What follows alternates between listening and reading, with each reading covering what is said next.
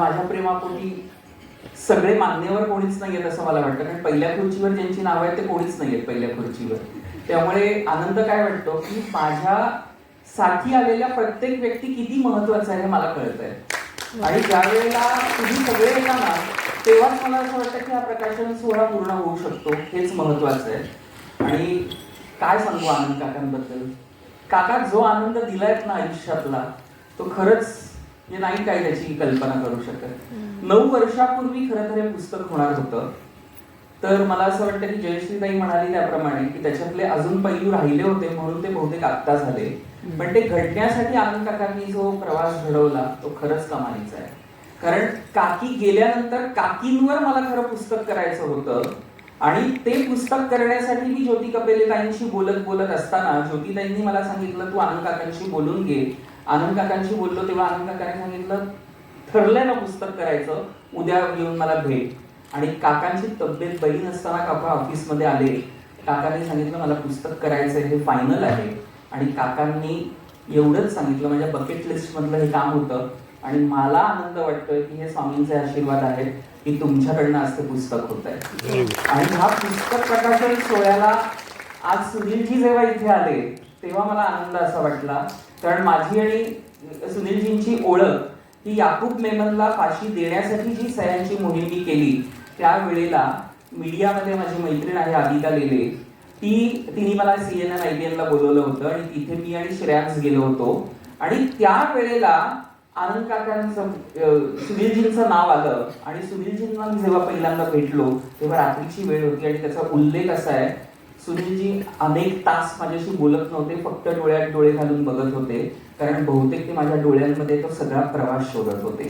आणि जेव्हा त्यांनी तो प्रवास शोधला तेव्हा त्यांनी मला आशिष शेलारांकडे रेकमेंड केलं आणि मग आशिषजींनी मला मुख्यमंत्र्यांकडे नेलं. आणि तेव्हा जी फाईल जी होती ती याकूब मेमनला फाशी मिळावी की नाही यावरती आपल्या समाजामध्ये 257 सो कॉल्ड प्रतिष्ठित लोकांनी त्याला फाशी होऊ नये म्हणून पत्र पाठवलं होतं. माझ्या देखी आज तेही प्रतिष्ठित लोक माझ्यासाठी देशद्रोहीच आहेत आणि कायम असतील.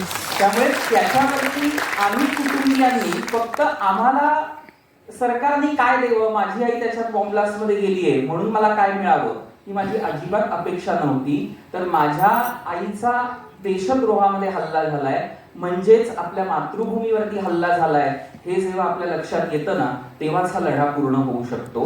आणि त्यात मला साथ दिली ती मिनलताईंनी, कारण सह्यांची मोहीम घेताना आज माझा मित्र यशवंत किल्लेदार ह्यांनी जो काही माझ्या प्रवासात, तुम्ही पुस्तकात सगळं वाचाल, पण जो मला मुलाची त्यांनी साथ दिली ती अवर्णीय होती. सर्वात महत्वाची गोष्ट ह्यामध्ये अशी होती की सुनीलजींनी तो पुढाकार घेतला नसता, मला पुढे नेलंच नसतं, तर मला असं वाटतं ते सगळं अर्धवट राहिलं असतं. आणि त्यावेळेला सह्यांची मोहीम करताना मिनलताई मला आठवतंय 92 वर्षाचे आजोबा आले होते नाती बरोबर, त्यांनी सही केली आणि त्यांनी विचारलं अरे अनेक लोक अशा सह्या घेतात रे पण पुढे काहीच घडत नाही, तू काय करणार? म्हटलं ते राष्ट्रपतींकडे गेले, मी राज्यपालांकडे जाईन. आणि मिनलताई मला विचारतात अरे रात्रीचे 9:30 वाजले, आपण अपॉइंटमेंट घेतलेली नाही, कशा गोष्टी घडतील? तर पुन्हा एकदा आईचे आशीर्वाद होतेच. माझे मामा पुण्याचे आईचे मानलेले भाऊ वैद्य मामा, त्यांच्या ओळखीने, कारण ते PWD मध्ये होते आणि त्यांच्या ओळखीने आम्ही जेव्हा राज्यपालांकडे गेलो तेव्हा विद्यासागर राव राज्यपाल होते. मला नमूद करायचं वाटतंय की आज उल्हास मुनगेकर जिथे आहेत, 2 राज्यपालांच्या बाबतीतली तफावत मी अनुभवली होती. ज्या वेळेला संजय दत्त सारख्या देशद्रोह्याला सजा पूर्ण व्हावी मिळावी म्हणून मी लढा केला होता, त्याही वेळेला त्याला सजा पूर्ण होऊ नये म्हणून अनेक जण हट्टास करत होते आणि मी त्याला सजा पूर्ण मिळालीच पाहिजे म्हणून जेव्हा हट्टास केला होता त्यावेळेला PC अलेक्झांडर हे राज्यपाल होते. त्यांनी मला अपॉइंटमेंट वेळेवर घेतली नाही म्हणून भेट दिली नव्हती, पण त्याच वेळेला शबाना आझमी या संजय दत्तला कमी सजा व्हावी म्हणून विदाऊट अपॉइंटमेंट आतमध्ये गेली होती. हा किस्सा. आणि सर्वात महत्वाचा किस्सा, जेव्हा उल्हास मुनगेकरांजीकडे मी गेलो आणि मला जेव्हा कळलं की मला विद्यासागर रावनी अपॉइंटमेंट नसताना देखील आत बोलवलं, त्यावेळेला फक्त 2 मिनिटात आम्हाला आत परमिशन होती आणि ते लेटर हँड ओव्हर करायचं होतं. आम्ही आत गेलो, माझ्याबरोबर श्रेयांश आणि मिनलताई होत्या आणि जेव्हा आत गेलो तेव्हा गंमत अशी होती की त्यांनी त्यांच्या दरबाराला सांगितलं की चहा आणा. आणि मला आनंद काय वाटला की चहा आणा म्हटल्यावरती किमान 15 मिनिटं मिळाली. 2 मिनिटाचे 15 मिनिटं झाले. त्यांनी मला त्यांच्या बाजूला बोलवलं, कोणताही प्रोटोकॉल न फॉलो करता त्यांनी त्यांच्या बाजूला बोलवलं, माझ्या खांद्यावर हात ठेवला आणि त्यांनी सांगितलं, अभी मुझे बताओ 93 बॉम्ब ब्लास्ट में आपने क्या खोया है. हे जेव्हा मी त्यांना त्या 10 मिनिटात सांगितलं तेव्हा त्यांच्या समोरची ती लाल फाईल होती आणि ती लाल फाईल फक्त त्यांनी मला दाखवली आणि सांगितलं, तुम्हाला न्याय जरूर मिळणार. ही तफावत जी होती ती फक्त आणि फक्त मला असं वाटतं देशावरती प्रेम करणाऱ्या त्या व्यक्तींमध्ये, त्या नसांमध्ये भरलेली असावी. ते रक्त उसळलेलं असतं ते फक्त देशद्रोहाबद्दलचं नाही, कारण देशद्रोही करून जातात देशद्रोह तरी देखील सजा झाल्यानंतर आपण त्यांना काय म्हणतो, नाही he is a celebrity. No boss, तो आमच्यासाठी आजही देशद्रोहीच आहे. त्याच्यामुळे हा सगळा प्रवास त्याच्यामध्ये आहेच. पण महत्वाची गोष्ट अशी होती की माझं कुटुंब, आज देशमुख कुटुंब, म्हात्रे कुटुंब, माझ्या मावश्या, माझा मामा अतुल मामा आहे, या सगळ्यांनी जी मला साथ दिली खूप मोलाची साथ दिली. कारण मी नेहमी म्हणतो माझ्या वडिलांबद्दल अनेक माझे भेदभाव होते, पण शेवटी माझे ते वडील आहेत. डॅडी त्यांना म्हणायचो. लहानपणापासून आजपर्यंत एकदाही असं झालं नाही की मला त्यांची आठवण येत नाही. पण ते असे का वागले, त्यांनी असं का करायला त्यांची इच्छा झाली, तर त्यांच्यावरती आलेले त्या वेळेची संकट होती आणि म्हणून त्यांना मला वाटतं ते करत गेले. आणि मला असं वाटतं की ह्या सगळ्या प्रवासामध्ये ते आमच्या बरोबरच होते. शेवटी असं झालं होतं की जेव्हा मी टीव्हीवर दिसायचो आणि त्यांना बरं नसायचं तेव्हा ते आनंदाने माझा मुलगा टीव्हीवरती आहे म्हणून तो टीव्हीवरती शो बघायचे, पण आम्ही दोघं एकत्र कधीच टीव्हीवरती माझा शो बघू शकलो नाही. हे दुःख आजही कायम मला कायम राहिलं. त्यामुळे आज सेलिब्रिटी स्टेटस मिळालं, पण मी काय काय गमवलं हे मी तुम्हाला काय सांगू शकणार. कारण प्रत्येक यशस्वी माणसाच्या पाठी ती स्टोरी असते, तो संघर्ष असतोच असतो. आणि दिसताना आमचं हास्य तुम्हाला दिसतं, कारण आम्हाला स्क्रीनवरती तुमच्या समोर न असून कसं चालेल. आज बोलतानाही तुम्ही ऑटोमॅटिकली बघाल ते हास्य माझ्या येणारच कसंही करून, कारण की आता सवय झालेली असते. अश्रू जेव्हा गोठतात ना तेव्हा माझं म्हणणं आहे की ते गोठलेलेच चांगले, पण माझे गोठले म्हणून मला झालेला त्रास हा मी माझ्या भाषणातनं, माझ्या बोलण्यातनं तुमच्या पुढे मांडतो. कारण ऑटोमॅटिकली मी बोलताना जेव्हा तुमच्या डोळ्यामध्ये अश्रू येतात ना तेव्हा तुम्ही मोकळे होता हा मला आनंद मिळतो. आणि हाच आनंद देण्यासाठीचा माझा हट्टाच होता की ह्या सगळ्या प्रवासाचा पुस्तकाच्या रूपांतरामध्ये आलंच पाहिजे. कारण मला अनेकांना त्या सगळ्या दुःखांमधनं बाहेर काढायचंय. हे माध्यम आहे, पुस्तक हे माध्यम आहे आणि त्या माध्यमातून बाहेर काढताना मला पुन्हा एकदा सांगायचंय की आज 4 दिवस रोज सकाळ दुपार संध्याकाळ कुठेही गेलो तरी मला अश्रू येतात किंवा मी वेगळ्या झोन मध्ये जातो, कारण काकी हव्या होत्या. म्हणजे काकी नाही या फिलिंगलाच मी सहन करू शकत नाही.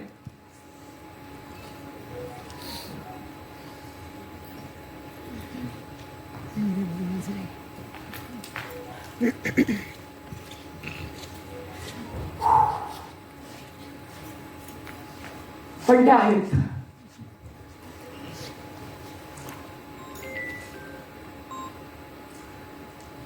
तुमच्या सगळ्यांमध्ये आहेत, सगळ्यांमध्ये. हिंदुजामध्ये डायलिसिसला नेत होतो मी आणि योगेश काकींना. त्यावेळेला आमचा डायलिसिसचा ग्रुप झाला. आज पाटील काकी आल्या समोर दिसल्या मला, त्यांच्यामध्ये काकी आहेत. प्रत्येकाच्या तुमच्या उपस्थित व्यक्तींमध्ये काकी आहेत आणि काकी आहेत म्हणून मी आज बोलू शकलो, मी आज हा प्रवास मांडू शकलो. कारण ती नाही ना तर मी काहीच नाही, काहीच नाही. योगेश बहुधा आत्ता हॉलमध्ये नसेल मला माहिती आहे. तो काय सांगू, म्हणजे कणा आहे माझ्या आयुष्यातला. मित्र कसा असावा, मैत्री कशी असावी. आपण सगळेजण फ्रेंडशिप डे साजरा करतो, बंद करा फ्रेंडशिप डे साजरा करणं. मैत्रीचा उल्लेख करा आणि मैत्री काय असली पाहिजे ना त्याची उदाहरणं द्या, तेव्हा मैत्रीचा खरा अर्थ कळेल. आणि जेव्हा मैत्री काय घडवू शकते हे जेव्हा मला कळेल ना तेव्हाच मला असं वाटतं की तुम्ही तो दिवस साजरा करा. या सगळ्यामध्ये करोनाच्या काळामध्ये मला असंही आठवतं की करोनाच्या काळामध्ये करोना झालेल्या व्यक्तींना मी जे काम केलं त्याच्यामध्ये मी अनुभवलं, कारण राष्ट्रीय स्वयंसेवकच्या माध्यमातून भूषण बर्देजींनी जेव्हा मला त्यांच्या पॅनलवर घेतलं सर, तेव्हा अनेकांपर्यंत मी पोहोचलो आणि दुःख एकच होतं, अनेक वयस्कर जे होते 60 नंतरचे ते एकटे होते, त्यांची मुलं फॉरेनला असायची आणि ते एवढंच सांगायचे आम्हाला बाकी काही नकोय, 2 शब्द तुमच्याशी बोलायचे. माझं एकच काम होतं, मला ऐकायला खूप आवडतं, कारण आयुष्यात मी जे संघर्ष केलेत ते आपण कोणाला तरी सांगतो ना, आणि जेव्हा एखादी समोरची व्यक्ती ऐकते तेव्हा आपला तो संघर्ष ना कमी होतो आणि मला असं वाटतं आपल्याला आनंद मिळतो. तो आनंद मी अनुभवला होता, म्हणून मी त्यांना आनंद देण्याचा प्रयत्न केला, बाकी मी काही केलं नाही. जे काही आहे ते करोनाच्या काळात अनेकांनी प्रत्येकाने काम केलं, त्यामुळे माझं काम असं काहीच नव्हतं. पण द्वारकानाथ सलसगिरींनी जेव्हा माझ्यावरती लेख लिहिला आणि तो जगप्रसिद्ध झाला, त्याच्यात त्यांनी 2च मुद्दे मांडले आणि ते मुद्दे असे होते की करोना होऊनही अख्ख्या मुंबईमध्ये, भारतामध्ये कुठेही हॉस्पिटल नाही हे कळल्यावरती योगेश आणि माझा मित्र रोहित, आज रोहित आहे इकडे, दोघांनी मला गाडीमध्ये नेलं आणि गाडीमध्ये नेल्यावरती योगेशने मला घरी नेलं करोना पॉझिटिव्ह असताना. त्यांनी विचार केला असता की ह्याला रस्त्यावर सोडून देऊया, पण नाही, त्यांनी मला घरी नेलं. घरी नेल्यावरती काकींना माहिती होतं, काकींची तब्येत बरी नव्हती, त्यांचा वॉल लीक होता, तरी सुद्धा काकींनी मला 4 तास त्यांच्या मांडीवरती डोकं ठेवून तुषार तुला काही होणार नाही ही भावना त्यांच्यात होती. ह्या भावनेने जे मला काकींचं प्रेम मिळालं, की फक्त माझी आई जे देऊ शकली नाही ना प्रेम, ते काकींच्या रूपात मला मिळालं. त्यामुळे ह्या सगळ्या प्रवासात एक उल्लेख आहे, तो माझ्या वडिलांनी दुसरं लग्न केलं. पण मला असं वाटतं आज वडिलांनी दुसरं लग्न केल्यानंतर त्या बाईला मी कधीही चुकीचं म्हणणार नाही, कारण तिच्या मुलीसाठी ती कायम यशस्वी ठरली. माझे आणि तिचे मतभेद होते, त्यामुळे माझे आणि तिचे मतभेद जरी असले तरी ती चुकीची ठरली नाही. तिच्या हातालाही जी चव आहे त्याचा उल्लेख मी आजही करतो. त्यामुळे मी तिच्या चुका काढण्यापेक्षा तिच्यातले पॉझिटिव्ह जे गुण आहेत ते मी नेहमी नमूद केले. पण अनेकांना वाटलं की मी फक्त तिच्याबद्दल चुकीचंच बोलतोय. तुषारला ओळखणं खूप कठीण होतं, कारण तुषार लहानपणीच खूप मॅच्युअर्ड झाला होता, त्याचा त्रास मलाही भोगायला लागला. आणि कधीही मला असं वाटतं की तुमच्या लहान मुलांना मॅच्युअर्ड बनवू नका, त्यांना त्यांचं लहानपण जगू दे, कारण लहान वयात मॅच्युअर्ड होणं खूप धोकादायक आहे. या सगळ्याचा उल्लेख या पुस्तकात आहे. तुम्ही प्रत्येकाने जे काही माझ्यासाठी केलंय, प्रत्येकाने, त्या प्रत्येकाचा उल्लेख इथे आहे. माझ्यासाठी माइलस्टोन ठरला तो साम टीव्हीचा माझा सुगरण कार्यक्रम. मला जर तो मिळाला नसता तर मी तुमच्यासमोर येऊ शकलो नसतो. धनश्री आणि योगिनी दोघी इथे आहेत, माझ्या को अँकर्स. स्वप्नील आलाय की नाही माहिती नाही, पण ह्या सगळ्यामध्ये मी त्याच्यामुळे तुमच्या घराघरात पोहोचलो. उत्तराताईंनी मला महाराष्ट्रभर फिरवलं आणि उत्तराताईंच्या मिती क्रिएशनमुळे मी पाककला स्पर्धेचा मुख्य परीक्षक म्हणून नावारूपाला आलो. त्यामुळे उत्तराताई काय या सगळ्यांचे उल्लेख आहेत. आणि जेव्हा मी खचलो, मी हारलो, मी सगळं झालो, तेव्हा मी आणि योगेशनी आमचा शून्य झाला होता बिझनेस, पुन्हा पुन्हा शून्यावरती येत होता. आणि त्या सगळ्यामध्ये आता मुंबईमधनं व्यवसाय बंद करायचा, घरदार विकायचं, सगळं विकायचं आणि कुठेतरी लांब निघून जायचं अशी जेव्हा वेळ आली, त्यावेळा अहो लोक सगळीच मदत करतात, पण त्याला एक स्वार्थ असतो. माझ्या 2 बहिणी ज्यांनी निस्वार्थ प्रेम केलं आणि ज्यांनी मला आजही मुलाची साथ दिली, ती म्हणजे माझी शोभाताई, शोभा जगताप आणि माझी मनीषाताई. कसे विसरू त्यांचे आभार. आभार मानूच शकत नाही, कारण त्या माझ्या आहेत. काय त्यांनी माझ्यासाठी केलं ह्याचा उल्लेखही होऊ शकत नाही, असं त्यांनी माझ्यासाठी आयुष्यात केलंय. कारण पुन्हा उभं करणं हे सोपं नसतं. योगेशनी प्रत्येक बिझनेस उभा केला. माझं बिझनेस मधलं कॉन्ट्रीब्युशन 0 आहे. मी फक्त PR मध्ये छान आहे, बाकी जो काही बिझनेस आहे तो करतो, मी करत नाही. त्यामुळे Yogesh is a proper businessman, जिथे प्रत्येक परिस्थितीला सामोरं जाऊन मी बिझनेस बंद करणार नाही तर पुन्हा पुन्हा बिझनेस चालू ठेवून मी तो एका लेवलला नाही हे सांगणारा बिझनेसमॅन म्हणजे योगेश. आणि त्यांनी करोनाच्या काळात बघितलं होतं आणि आमची दोघांची इच्छा होती, माझ्या आईची इच्छा होती की मेडिकल क्षेत्रात काहीतरी करावं. आणि योगेशनी मेडिकल स्टोअर जेव्हा चालू करायचं ठरवलं तेव्हा योगेशची आत्ते बहिणी सीमा इथे आली आहे आणि तिचा नवरा अमोल, ते वसईला त्यांचं मेडिकल स्टोअर आहे. मी त्यांच्याकडे जायचो आणि त्यांच्याकडे ते सगळं शिकून जेव्हा इथे आलो त्यावेळेला त्या काउंटरवरती मी काम करत असताना अर्चना ताई आहेत. अर्चना आरतेंना तुम्ही सगळेच ओळखता. तुम्ही अर्चना आरते शेफ म्हणून जर टाकलं तर सगळेच ओळखाल. तर अर्चना ताईंनी मला त्या काउंटरवर बघितलं आणि सांगितलं, तू इथे काय करतोयस? You are celebrity chef. आणि पुन्हा एकदा मला त्यांच्यामुळे, त्यांच्या रेकमेंडेशनमुळे रुचकर मेजवानी मिळाली आणि असा प्रवास माझा कायम शेफ म्हणून चालू राहिला. कुठेही कोणत्याही गोष्टींमध्ये खंड न पडता हे जे काही प्रवासाचे प्रत्येक टप्पे मी केलेले आहेत ते फक्त आणि फक्त तुमच्या साथीमुळे. आणि राहिला प्रश्न राजकारणातला, विलासजी आहेत, खूप आनंद झाला. कारण माझा पक्षप्रवेश जेव्हा झाला त्यावेळेला मी भारतीय जनता पार्टीमध्ये पक्षप्रवेश केला. कारण मला देशद्रोहाला मी जो मला कंपॅरिझन सांगितलं त्या कंपॅरिझनशी मी जोडलो गेलो. आणि मला एकच जेव्हा कळलं की हाच पक्ष जिथे मी आज येऊ शकतो, मला कितीही झालं तरी ती मायेची हात, ती साथ जी दिली ते त्या पक्षाने दिली. आणि त्यावेळेला मुंबईचे अध्यक्ष आणि आजचे आपले सांस्कृतिक मंत्री आशिष शेलारजी यांच्या उपस्थितीत, आणि विलासजी त्यावेळेला होते, त्यावेळेला माझा पक्षप्रवेश झाला. अनेक वर्ष मी पदावरती होतो, पण त्या सगळ्यामध्ये साथ मिळाली ती अक्षताची. अक्षता तेंडुलकर आल्या, क्या बात है, आली आहे, अरे क्या बात है अक्षताची. कारण मी म्हटलं ना की इथे उल्लेख करायचा ना तर प्रत्येकाचा उल्लेख करावा असं वाटतो. तेवढी साथ मिळत गेली आणि ही साथ खूप महत्वाची होती. आज वर्षाताई आली आहे. वर्षाताई खूप बरं वाटलं, कारण तुला माहितीये का कोरोनाच्या काळात तू जेव्हा ते कमेंट द्यायचीस ना तेव्हा खूप महत्वाच्या त्या कमेंट्स होत्या. आणि मधाळ अशी आमची योगिता पण आली आहे, म्हणजे काय कमालच आहे. सीमाशी आमची मनाली आली आहे, गुरु आलाय. माझ्या कमरेचा त्रास झाला जो काही मी म्हटलं ना तो गुरु आहे. डान्स करता करताच कोसळलो आणि कमाल झाली म्हणजे. पण असं अजिबात नाहीये, कारण त्याला खूप जणांनी त्रास दिला त्याच्यावरनं, असं अजिबात नाहीये. जेव्हा मूळ मला कळलं तेव्हा मूळ असं होतं, माणसाने जर आयुष्यात जास्त स्ट्रेस घेतला तर तो आपल्या पाठीच्या कण्यावर जातो.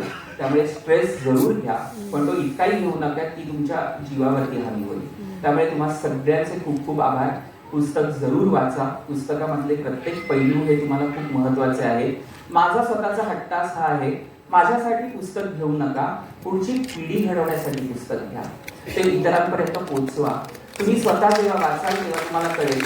त्यात माझे उल्लेख मी अनेकदा जयश्री ताईला सांगितलेले, माझे उल्लेख नाही झाले तरी चालतील, पण त्या परिस्थितींचे उल्लेख कर की ज्या परिस्थितीने मला इथपर्यंत आणलं.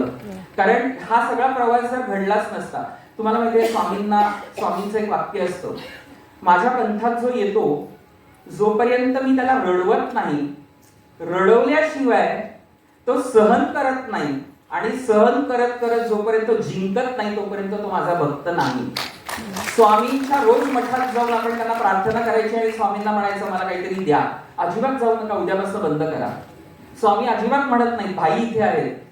आज कमालीची गोष्ट आहे की भाई आज स्वतः इथे उपस्थित आहेत. कारण भाई तुम्हाला माहिती की काकींचं किती प्रेम होतं आणि ते आशीर्वाद तुमचे लाभल्यामुळे आज खूप बरं वाटतंय.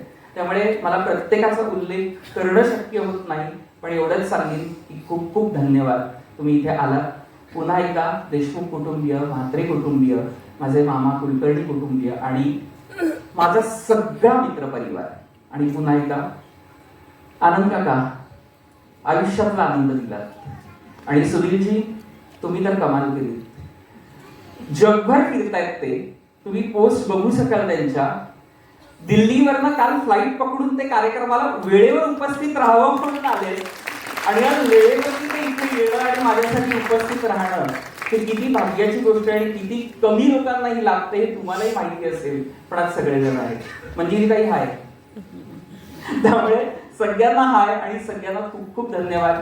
आणि असंच प्रेम सदैव करत राहा, कारण आशीर्वादाची ताकद पैशापेक्षा किती जास्त असते हे मी बघितलंय, अनुभवलंय. आणि म्हणून मी आज पैसे खिशात नाहीत, पण आशीर्वादामुळे आज तुमच्या समोर पुस्तक येऊ शकतं आणि उभा राहून बोलू शकतो हे मी जगामध्ये दाखवून दिलेलं आहे.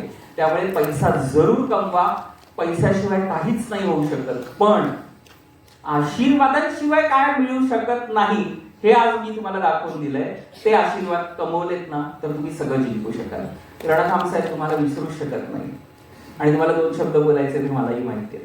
त्यामुळे धन्यवाद. जास्त वेळ देत नाही कारण काकांची तब्येत आहे. आणि आता आपण थोडासा प्रोटोकॉल चेंज करून पहिले पुस्तक प्रकाशन आणि मग मिनलताईंचं आणि देवदरजींचं भाषण जरूर ऐका. कारण तेच ऐकण्यासाठी माझी कान आतुर आहे. धन्यवाद. गेलाय मला असं वाटलं की आपण दुवा झालंही पाहिजे आणि दुवा दिलीही पाहिजे. या दोन्ही गोष्टी ज्याला कळतात त्याला त्याचं आयुष्य कळेल. आणि त्याच्या आईसाठी, त्याच्या काकींसाठी वैभवदादाच्या ज्या ओळी आहेत त्याच खऱ्या वाटतात की कुण्या अपेक्षेविना किती हे प्रसन्न दिसते हास्य तिचे, कुणा अपेक्षेविना किती ते प्रसन्न दिसते हास्य तिचे, तिचीच नक्कल करतो ईश्वर काय तुम्हाला सांगू मी, किती दिसावी आई सुंदर काय तुम्हाला सांगू मी. कशी आई दिसते तर ती दादाच्या आईसारखी, कृतीताईंसारखी दिसते, काकींसारखी दिसते. अशी आई आपल्या सगळ्यांना गवसो आणि ते वात्सल्य पुन्हा पुन्हा मिळत राहू अशी सदिच्छा. प्रकाशन सोहळ्याकडे आपण पुढे वळणार आहोत. आज ज्यासाठी आपण जमलो मी सर्व मान्यवरांना विनंती करते आणि अर्थात सोयीजींना विनंती करते की त्यांनी पुस्तकाचं प्रकाशन करावं आणि प्रकाशन झालं हेही जाहीर करावं.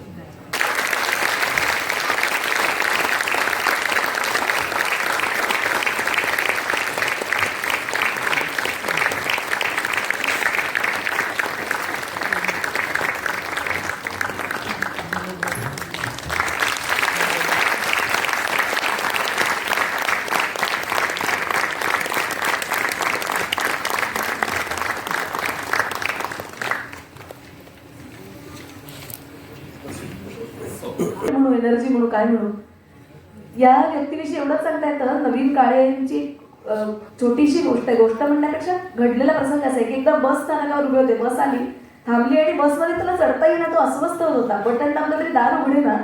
तर न राहून ड्रायव्हरने केलं काय, प्रयत्न करून बघू म्हणून एक बटन दाबलं, त्याच्याकडे डावीकडे बघितलं आणि अशी फुंकर मारली आणि दार उघडलं.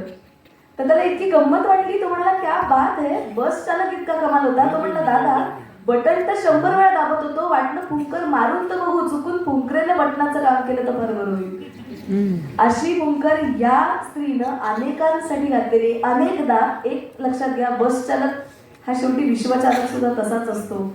अनेकदा दारं बंद असतात, अनेकदा बटणं बंद असतात, पण तो म्हणाला तशी आशीर्वादाची, कृपेची, सकारात्मकतेची फुंकर कोणीतरी सातत्याने घालावं लागतं, तेव्हा दारं उघडतात आणि तुमचे प्रवास सुखकर होतात. असा प्रवास सुखकर करणाऱ्या आपल्या सगळ्यांच्या लाडक्या आम्ही उद्योगिनी ही चळवळ जणू ज्यांनी 26 वर्ष तब्बल सांभाळली, त्या आम्ही उद्योगिनीच्या संस्थापक संचालक विनल मोहाडीकर यांना मी विनंती करते की त्यांनी आपलं मनोगत व्यक्त करावं.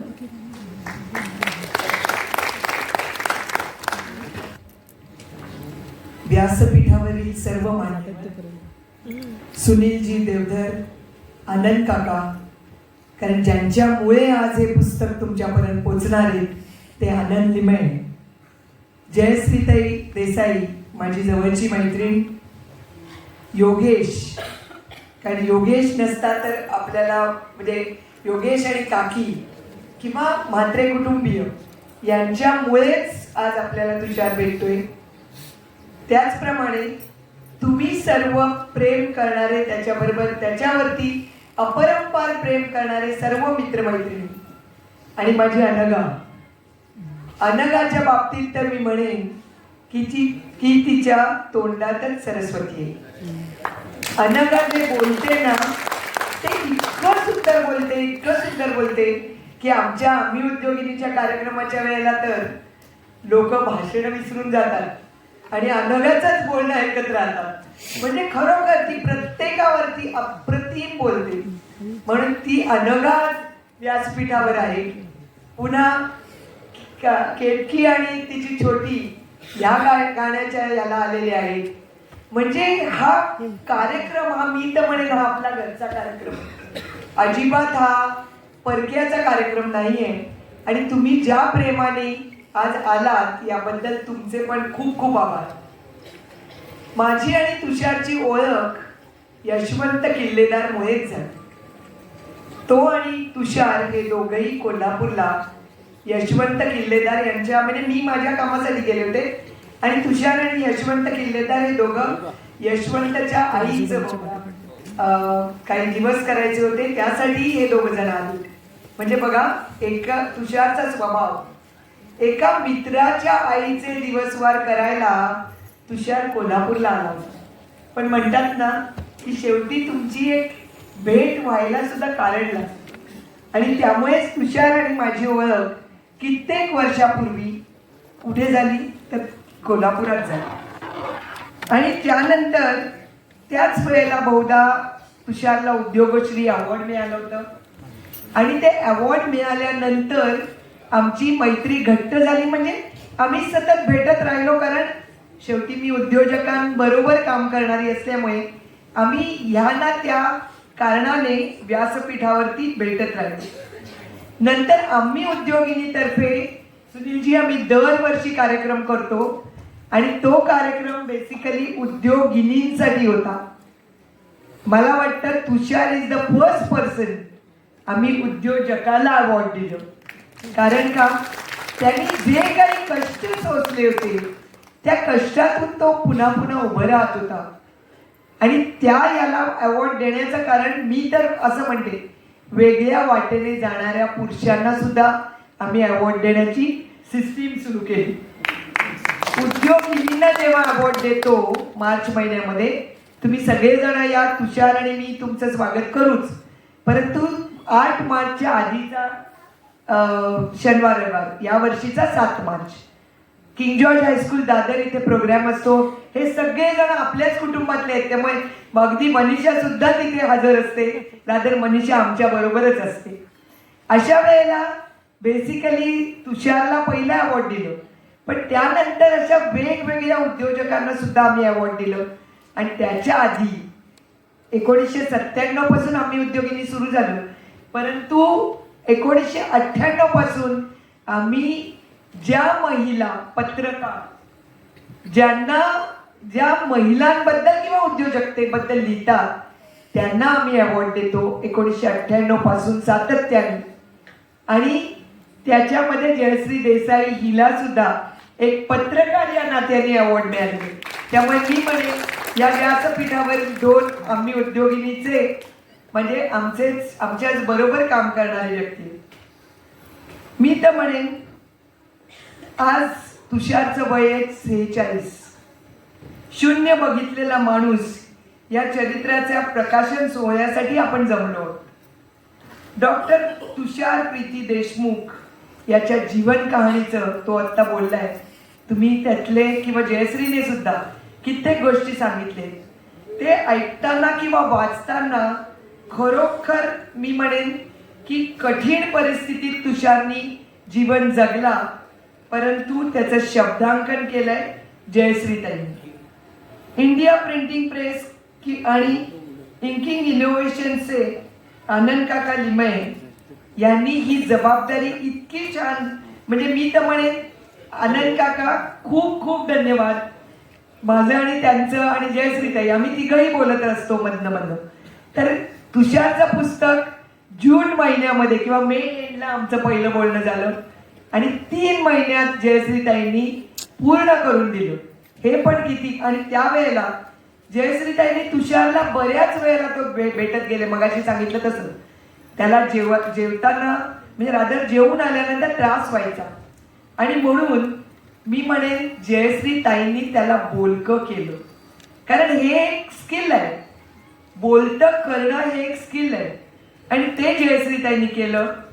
आणि मी म्हणेन की पुस्तक वाचताना खरोखर अंगावर काटा येतो.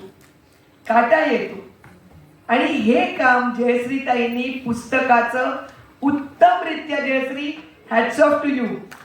जयश्री आणि तुषार दोघांच्याही बाबतीत आणि आनंद काका तुमच्या तिघांमुळे आज हा प्रकाशन सोहळा होतोय. आणि त्याच्यामध्ये जेवढ्या गोष्टी आहेत ना, खरंच तुम्ही सगळ्यांनी पुस्तक वाचा. पुस्तकामधल्या कित्येक गोष्टी तुम्हाला म्हणजे तुषार जसं मगाशी म्हणाल तसं मी हसतमुखाने सामोरं जातो. अरे हसतमुखाने सामोरं जाणं ही पण कठीण असतं.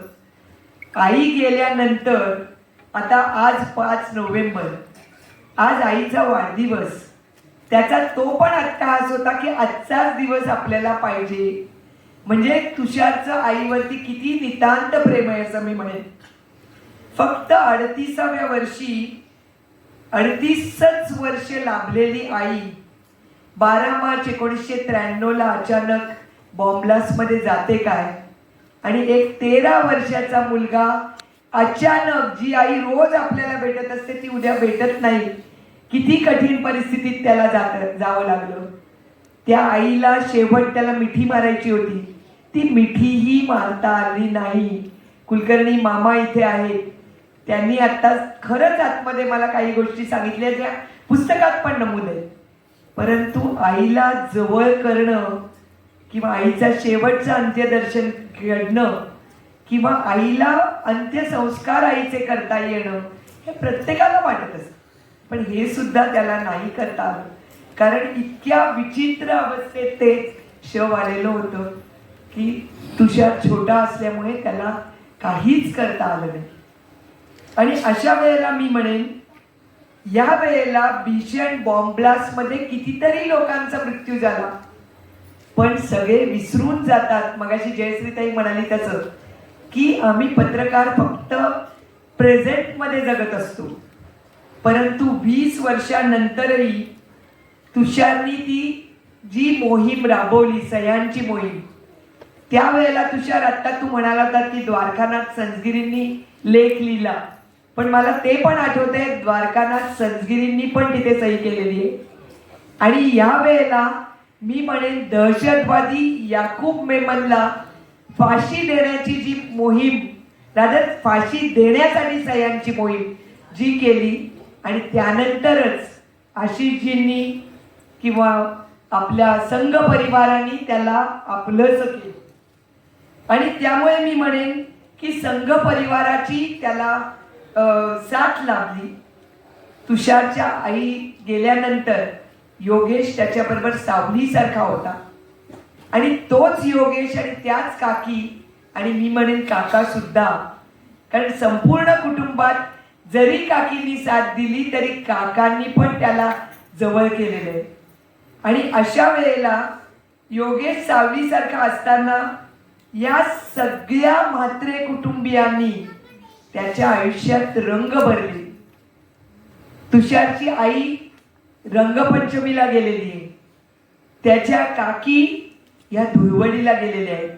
आणि अशा वेळेला या दोन्ही आई, कारण आई एक होती देवकी आणि तुषारची काकी होती यशोदा, तर अशा दोन्ही आईंनी त्याच्यावरती खूप प्रेम केलं होतं.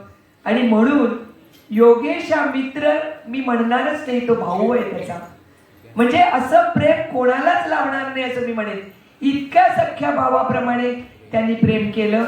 आणि मगाशी तुषार म्हणाला तसं की काकींनी त्याला मांडीवर घेऊन, म्हणजे करोना झाल्यानंतर काकींनी जवळ करणं, नाहीतर त्यांनी ज्या सिनियर सिटीजन बरोबर काम केलं ना, ते पण लिहिलेलं आहे पुस्तकात, त्यांची मुलं त्यांना जवळही करत नव्हती. ही खरी परिस्थिती आहे कोरोनाच्या काळातली. आणि अशा वेळेला मी म्हणेन की तुषार, आत्ता जी ही समोर बसलेली लोक आहेत ना, ती तुझी खरी संपत्ती आहे. आणि तुझ्यावर अपरंपार प्रेम करणारी माणसं, मित्र मैत्रिणी, तुझे हितचिंतक इथे आता उपस्थित आहेत. आणि हा जनसमुदाय हीच तुझी ताकद आहे. आणि ही प्रेम करणारी माणसं सातत्याने लाभणं, मला वाटतं तुषार, हे एक भाग्यच आहे असं मी म्हणेन. स्वामी तुझ्या पाठीशी आहेतच, परंतु ही माणसांचं प्रेम लाभणं हे खरंच कठीण आहे. वयाच्या 19व्या वर्षी तुषारने आणि योगेशने मिळून ऑटो रेंटल सर्व्हिस सुरू केली. अनुभव शून्य, मुद्दाम सांगते, अनुभव नसताना फर्स्ट जनरेशन बिझनेस पर्सनॅलिटी. त्यानंतर प्रीती फूड्स फ्लेवर्स हे हॉटेल आईच्या प्रेमासाठी, आणि आता माया मेडिकल. अशा 3 वेगवेगळ्या उद्योगामध्ये तुषार आहे. पण त्यावेळेला मनीषा ताईसारखी मैत्रीण अगदी त्याच्या पाठीशी खंबीरपणे उभी राहिली. कारण शेवटी आपण काम करत असतो, परंतु तुमच्या पाठीमागे तुमचे मित्र परिवार लागतोच.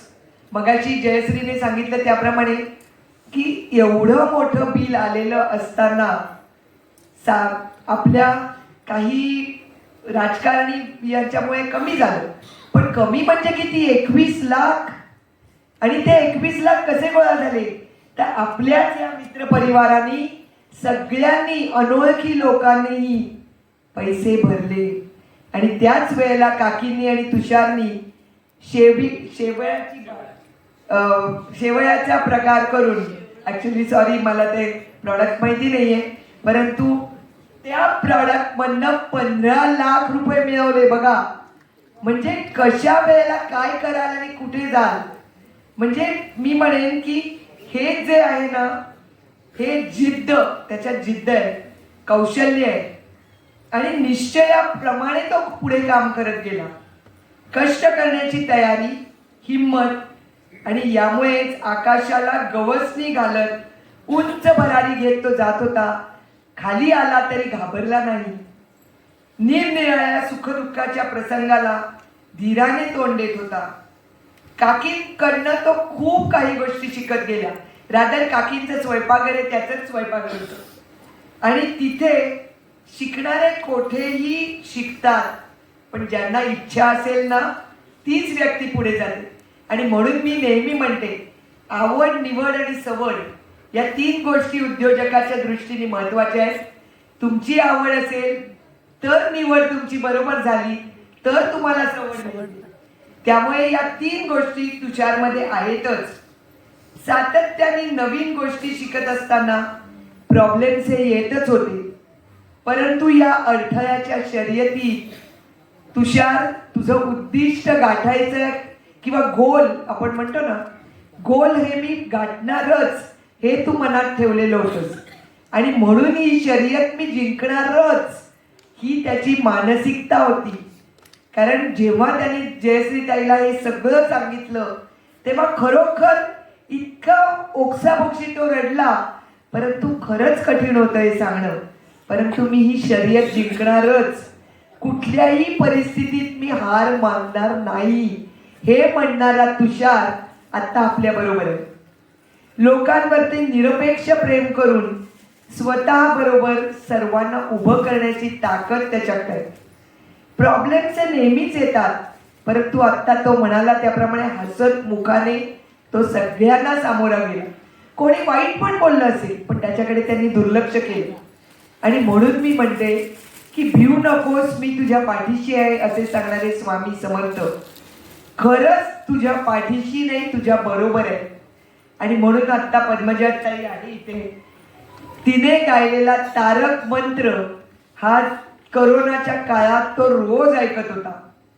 मी तर म्हणेन स्वामींवर अतिशय भक्ती, देवावर अपार श्रद्धा, यामुळे करोनाच्या काळात सिनियर सिटीजन्सना मदत करत होता. म्हणजे काय तुम्हाला माहिती आहे, तुषारनी काही लोकांचे म्हणजे त्याला आई बाबांना हे नाही करता आलं, परंतु त्यांनी 12 ते 15 लोकांना अंत्यसंस्कार त्याचे केलेले आहेत. कोणता मुलगा करतो सांगा मला. आणि करोनाच्या काळात तुषारनी अनोळखी व्यक्तींचे अंत्यसंस्कार करणं आणि त्यावेळेला म्हात्रे कुटुंब पुन्हा बरोबर होतं. का मी म्हणते, नाहीतर त्यांनी सांगितलं असतं काकींनी की तू येऊ नकोस, तू बाहेर काम करतोस ना, अजिबात येऊ नकोस. पण काकींनी किंवा योगेशनी किंवा काकांनी हे केलं नाही. आणि या सिनियर सिटीजन्सचे सुद्धा आशीर्वाद तुझ्या पाठीशी आहे.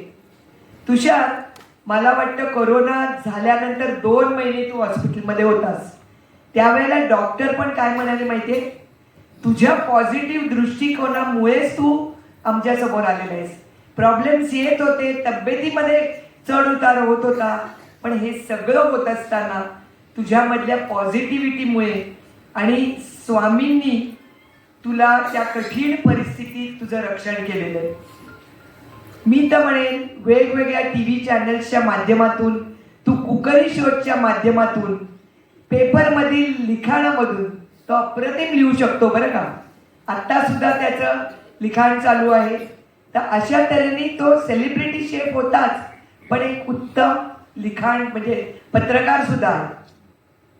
त्यामुळेच बोस्टन युनिव्हर्सिटीतर्फे शेफ व बिझनेस मॅनेजमेंट या क्षेत्रातील योगदानासाठी तुषारला मानद डॉक्टरेट ही पदवी प्राप्त झालेली आहे. बघा, म्हणजे एक मुलगा कठीण परिस्थितीत चांगल्या तऱ्हेने काम करताना बोस्टन युनिव्हर्सिटीला सुद्धा लक्षात आलं की याला आपल्याला मानद डॉक्टरेट द्यायलाच पाहिजे. मी तर म्हणेन हे पुस्तक हे इतकं महत्त्वपूर्ण आहे की उद्योजकांनी दुसरे वेगळे धडे घ्यायचीच गरज नाही. मॅनेजमेंट कॉलेजने हे पुस्तक त्यांच्या ह्याच्यात लिहावं ठेवावं.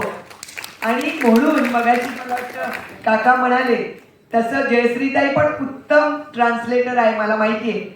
तर ह्याचं इंग्रजीत पण पुस्तक व्हावं की ज्यामुळे नवीन जनरेशन पण ते वाचू शकेल. हे पुस्तक विकत घेऊन प्रत्येकाने वाचावं आणि प्रत्येकाच्या घरी हे संग्राह्य असावं. आणि म्हणूनच मला वाटतं आईवरील आणि काकींवरील अपार प्रेमामुळे तुषार पुढे जात राहिला, शिकत राहिला. नियतीचे चटके खूप सहन केले त्यांनी. खडतर आयुष्य जगणारा तुषार, तू खूप खूप मोठा हो. तुझ्यावरती सगळ्यांचं प्रेम आहे आणि तुझं आयुष्य तू वेगळ्याच उंचीवरती नेऊन ठेवलंय. तेच तू पुढे जात राहा. सगळे जण तुझ्यावरती प्रेम करणारे आहेत. आणि जाता जाता मला असं म्हणावंसं वाटतं, तू तुला सिद्ध करून दाखवलेलं आहेस. त्यामुळे आमच्या स्वामी स्वरूपानंदांचा एक अभंग आहे, सखा माझा नारायण करी चिंता निवारण, मज सावरिता हरी आली विघ्ने दूर करी. तुझ्यावरची सगळी विघ्न ही स्वामींनी बाजूला केलेली आहेत. दोष जाळूनी समस्त शुद्ध करी माझे चित्त, तोची लक्षी माझे हित, स्वामी म्हणे मी निश्चिंत, स्वामी म्हणे मी निश्चिंत. धन्यवाद. जय हिंद, जय महाराष्ट्र.